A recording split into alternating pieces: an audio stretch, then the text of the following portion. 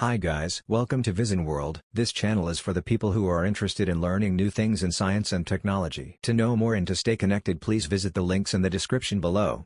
In this tutorial, you will learn about 555 timer as a monostable multivibrator and its simulation on Multisim software.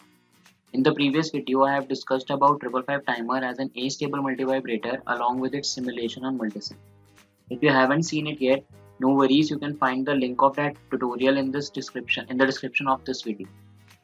So to learn about monostable multivibrator, we will come to the same article like before. So here you can see that this is the circuit diagram of a monostable multivibrator. The difference between this multivibrator and the astable multivibrator is that, first of all, unlike astable multivibrator, this one is in stable state initially, that is output is very low or zero. And in this multivibrator, an external trigger is applied so as to change the state of the output. This output then stays high for a certain amount of time that is determined by the external RC network here. Now since the output is low initially, therefore the internal transistor of 555 timer IC is in on state. Wait, let me show you the internal circuit. So this is our internal circuit. I have explained the working of this internal circuit in my previous video on astable multivibrator, so you can check that if you don't know the reason why the transistor is in on state. Now let's come back to our monostable multivibrator. Now since the transistor is on, therefore this C2 capacitor is shorted to ground. Now when a negative trigger is applied at the trigger pin of the IC, this one, the transistor then turns off and the short circuit across this capacitor is removed, and this drives the output high which was initially low. Now I forgot to tell you that how this C2 is shorted. Now you can see that this transistor is connected to ground, and the collector of this transistor is connected to the discharge pin of the IC. Now when the transistor is on, which means this discharge pin is directly connected to the ground, and here in this main circuit C2 is connected to the threshold pin, which means when the transistor is on, C2 is shorted to ground. Okay, so now since the transistor is off, this short circuit is removed, and now this capacitor C2 starts charging. Now when this capacitor reaches a value 2/3 of VCC, the output from the comparator 1 from this internal circuit becomes high. The moment this happens, the timer switches its output to its low state. Now this is due to the flip-flop output, which also turns this transistor on, and now the capacitor discharges.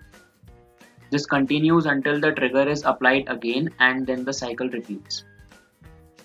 Now see this figure here, this figure.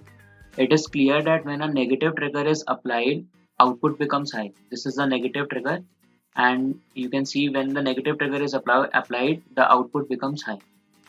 And you can see till the time output is high, the capacitor keeps charging, and capacitor charges until it reaches the value 2/3 of VCC. So this was the basic monostable multivibrator. You can go through the article to know more about monostable multivibrator, like the improvements which can be done in it or its application or anything else. Now let's move forward in our simulation part.